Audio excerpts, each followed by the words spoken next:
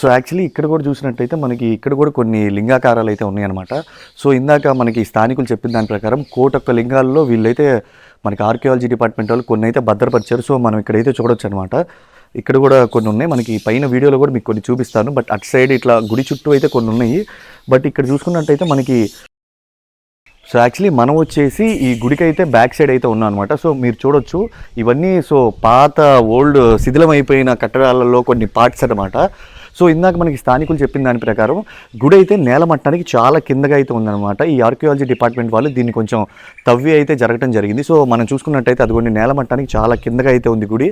And ఇవి వచ్చేసి మనకి స్వామివారిది మీరు ఇక్కడ చూస్తుంది ఏదైతే స్వామివారి గర్భగుడి, మెయిన్ గర్భగుడి ఏదైతే ఉందో ఇదంతా గర్భగుడి బ్యాక్ సైడ్ అనమాట. ఈ లోపలే గర్భగుడి.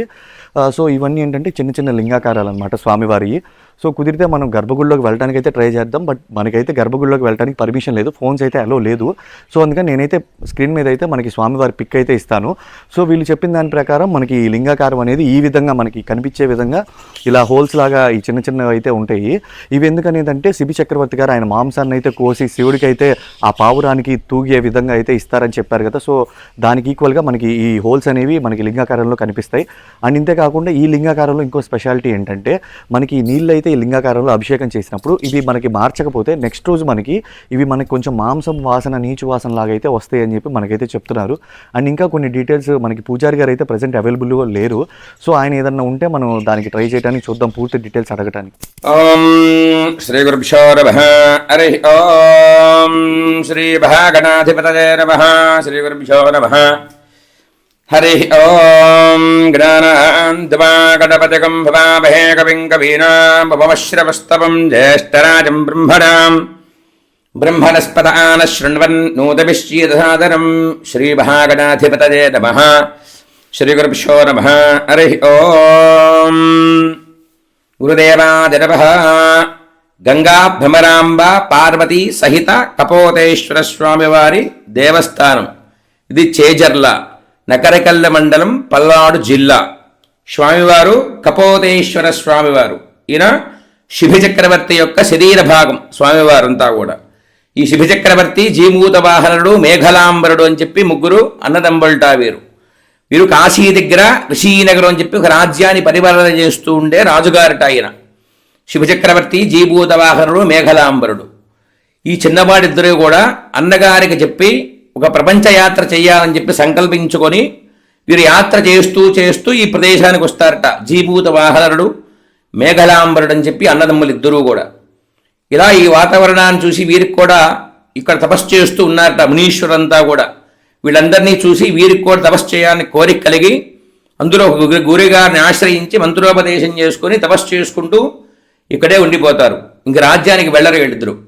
ఇలా కొంతకాలం గడిచాక ఈ రాజుగారు కూడా ఈయన దేశానికి వెళ్ళారు, రాజ్యానికి రాలేదని చెప్పి ఈ రాజుగారు వీళ్ళని వెతుకుతూ వస్తూ ఉంటారట. ఇలా వస్తూ ఉండగా ఒక మార్గ మధ్యలో ఒక సాధుగారు దర్శనమిస్తారట ఈ రాజుగారికి. ఈ రాజుగారు వెళ్ళి వారి దగ్గరికి వెళ్ళి ఈయన ప్రశ్న అడుగుతారట. నాయన, ఇట్లా మా సోదరుడు వెళ్ళారు, దేశానికి వెళ్ళారు, రాజ్యానికి రాలేదయ్యా, అసలు వారు జీవించి ఉన్నారా లేదా అని చెప్పి ఈ రాజుగారు ఆ సాధువు గారిని ప్రశ్న అడుగుతారట. అప్పుడు వారు చెప్తారట, నాయన మీరు దక్షిణ దిక్కుగా వెళ్తూ ఉండండి, మీరు రథచక్రం ఎక్కడైతే కుంగుతుందో ఆ ప్రదేశంలో వారు ఉంటారని చెప్పి ఆయన చెప్తారట. అప్పుడు శివచక్రవర్తి తన యొక్క పరివారాన్ని తీసుకొని భార్యాసమేతుడే వస్తూ ఉండగా ఈ ప్రాంతానికి వచ్చేసరికి రథచక్రం కుంగుతుంది. ఈ అడవంతా వెతుకుతారట. ఇక్కడి నుంచి 2 కిలోమీటర్ల దూరంలో వెనక భాగాన మేఘాలమల్లేశ్వర స్వామి కొండ ఒకటి ఉంటుంది. అక్కడ కూర్చొని తపస్సు చేస్తున్నారట ఈ చిన్నవాడిద్దరూ కూడా. వారి దగ్గరికి వెళ్ళి ఆయన పిలుస్తారట, నాయన ఇక్కడ పుణ్యకార్యాలు రాజ్యంలో కూడా చేసుకోవచ్చు, అడవుల్లోనే అక్కర్లేదు, ఇంటికి రమ్మనమని చెప్పి ఆయన పిలుస్తారట. అప్పుడు ఆ చిన్నవాడిద్దరూ చెప్తారట, నాయన ఇక్కడ మాకు మోక్ష మార్గం ఉన్నదని చెప్పారయ్యా, మేము తపస్సు చేసుకుంటూ ఉంటాం, ఈ రాజ్య పరివారం అంతా కూడా నువ్వే చూసుకో, మాకు అక్కర్లేదని చెప్పి ఈ చిన్నవాడిద్దరూ చెప్తారట. అప్పుడు ఈ రాజుగారి కూడా ఈ యొక్క వాతావరణాన్ని చూసి అశ్వమేధ యాగాలని చెప్పి ఒక క్రతువు చేస్తారట ఈ రాజుగారి ప్రదేశంలో. ఆ రోజుల్లో 100 యజ్ఞాలు ఎవరైతే పూర్తి చేస్తారో వాళ్ళకి ఇంద్రపది చెప్పాలని శాస్త్రం ఒకటి ఉన్నది. ఈ రాజుగారి క్రతువంతా చేస్తూ ఉంటారట. 99 యజ్ఞాలు పూర్తి చేస్తారట, ఇంకొక్కటే ఉంటుంది. ఇదంతా కూడా నారదుల వారు చూస్తారట. నారదుల వారు చూసి దేవేంద్రుడి దగ్గరికి వెళ్ళి ఇట్లా విషయం చెప్తారట, ఆయన భూలోకంలో శివచక్రవర్తి అనే రాజు యాగాలు అవి చేస్తున్నాడయా, 99 పూర్తి చేశాడు, ఇంకొక్కటే ఉన్నది, అది కూడా పరిసమాప్తి అయితే నీ పదవికి ఇబ్బంది వస్తుందని చెప్పి చెప్పగానే ఆయన దేవేంద్రుడు బ్రహ్మ విష్ణు మహేశ్వరుని ఆశ్రయిస్తాడట. నేను ఇట్లా భూలోకంలో ఇలా చేస్తున్నట్టయ్యా శుభచక్రవర్తి రాజు, మరి ఏంటి నా పరిస్థితి అని చెప్పి నా వెళ్ళి ఇక్కడ ప్రాధేయపడగానే ఆ ముగ్గురు కూడా సరే నాయన మేము చూసుకుంటామని చెప్పి ఈ శుభచక్రవర్తిని పరీక్షించడానికి వస్తారట. బ్రహ్మ విష్ణు మహేశ్వరుడు, బ్రహ్మగారు బాణ రూపంలో, విష్ణుమూర్తి పావురం రూపంలో, ఈశ్వరుడు భోజవాడు రూపంగా వస్తారట. ఇలా వస్తూ ఉండగా ఈ మార్గ మధ్యకు వచ్చేసరికి పావురానికి బాణం వేస్తారట. ఈ పావురానికి బాణం తగలగానే చావదది, కుంటుకుంటూ ఈ రాజుగారిని ఆశ్రయిస్తుంది. శివచక్రవర్తి నూరోయజ్ఞం చేయడం కోసం తన తపస్సు చేస్తూ ఉంటాడట. వచ్చే పావురం తొడ మీద వాలుతుందట. వాలి మనలాగే మాట్లాడుతుంది, నానా ఈ అడవిలో మీరు నేను శరణార్థే వచ్చాను బాబు, నన్ను కాపాడమని చెప్పి రాజుగారిని ఈ పావురం మాట్లాడుతుందట.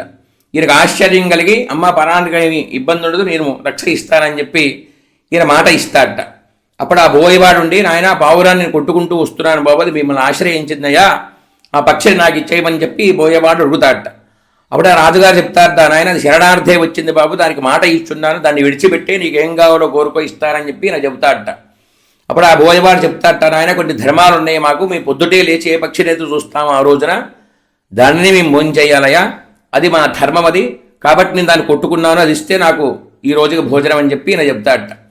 అప్పుడు ఆ రాజుగారు చెప్తాడట, బోయేవాడు ఈయన ధర్మాలు చెప్పావు నాయన, నేను రాజుగారిని మరి దానికి మాట ఇస్తున్నాను, అది నీకు ఇస్తే నా ధర్మం పోతుంది, కాబట్టి ఆ పక్షిగా ఏమన్నా ఆ పక్షి మాంసం ఇస్తానని చెప్పి చెప్తాడట ఈ రాజుగారు. అప్పుడు రాజు తెప్పించి ఒక పళ్ళెంలో పావురాన్ని ఒక పళ్ళెంలో మాంసం తీసి పెడతారట. తన శరీర భాగం అంతా కూడా కొసి పెడతాడట. ఎంత పెట్టినా కూడా ఆ పావురం తూగదు. ఈయనకు ఆశ్చర్యం కలుగుతుంది, ఇంత పక్షి ఎంత శరీరం పెట్టినా కూడా తూగలేదని చెప్పి సైన్యంలో కానీ పిలుస్తాడట. పిలిచిన ఆయన కాళ్ళు చేతులు శిరస్సు ఖండించి అందులో పెట్టేవయ్యా అని చెప్పగానే ఆయన అలా చేస్తారు. అప్పుడు ఈ ముగ్గురు కూడా ప్రత్యక్షమవుతారట. బ్రహ్మ విష్ణు ప్రత్యక్షమై నీకేం వరం కావాలో కోరుకోమని చెప్పి రాజుగారిని అడుగుతారట.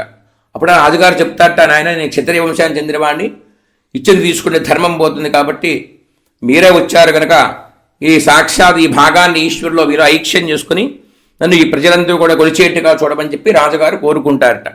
అలానని చెప్పి తథాస్తని చెప్పి ఆ శరీర భాగాన్ని శివుళ్ళు ఐక్ష్యం చేసుకుంటారు. అలా చెప్పు అవి ఆ గుంటలన్నీ మాంసం తీసిన గుంటలు అవన్నీ. వీరికి శిరస్సు ఉండదు, వక్షస్థలానికే పూజ చేస్తాం. ఇవి రంధ్రాలు రెండు భుజాలివి. ఇటు కుడివైపు రంధ్రంలో నీళ్లు పోస్తాం, ఒక బిందె నీరు పడుతుంది ఆ రంధ్రంలో. అవి ఉదయం పోస్తాం, రేపు ఉదయం తీస్తాం, ఒక కర్రకి గుడ్డ కట్టి ఆ నీరంతా తీస్తాం. అవి మర్నాడు వాసన వస్తూ ఉంటాయి. వెడంవైపు అంతర్వాహి, వెడంవైపు రంధ్రంలో ఎన్ని పోసినా లోపలికి పోతూ ఉంటాయి. అది ఆ నీళ్ళని ఆ భాగాన్ని బట్టి శుభచక్రవర్తి భాగం నిర్ధారణ చేశారు. అందువల్ల ఆకారం అలా ఉంటుంది. ఆ భాగాన్నే ఈశ్వరుడు ఈక్షం చేసుకుని వీరికి పావురం వల్ల మోక్షం వస్తుంది కాబట్టి కపోతేశ్వర స్వామి అని చెప్పి నామధేయం చేసి ఆ భాగాన్ని ప్రతిష్ఠ చేస్తారట. అందువల్ల ఆకారం అలా ఉంటుంది. అదే ఆ శుభచక్రవర్తి భాగమే స్వామి. అలానే ఈ రాజుగారి యొక్క తమ్ముళ్ళు ఇద్దరు కూడా వెనక భాగాన మేఘలాంబరుడు జీమూత వాహనుడు అని చిన్న శివలింగాలు ఉంటాయి. వెనక భాగాన మేఘాలవల్లేశ్వర స్వామి కొండ ఒకటి ఉంటుంది, 2 కిలోమీటర్లు వెళ్ళాలి. అది ఆ కొండ దగ్గర అన్నదమ్ములు ఉంటారు. అలానే ఈ గోపురం ఇది గజపృష్ఠాకారంగా ఉంటుంది కట్టడం. మీరు వెనక్కి వెళ్ళి చూస్తే అర్థమవుతుంది. ఏనుగు పడుకుంటే వెనక భాగం ఎలా ఉంటుందో అలా ఉంటుంది. ఈ కట్టడాన్ని బట్టి పూర్వం తవ్వకాల్లో బయటపడ్డ ఆధారాలను బట్టి ఇది 3వ శతాబ్దమని నిర్ధారణ చేశారు. 2000 సంవత్సరాలకు పూర్వం తవ్వకాలు జరుగుతుండగా స్వామివారు ఆధారం నుండి బయటపడ్డవిట. అప్పుడు ప్రతిష్ఠ చేశారట.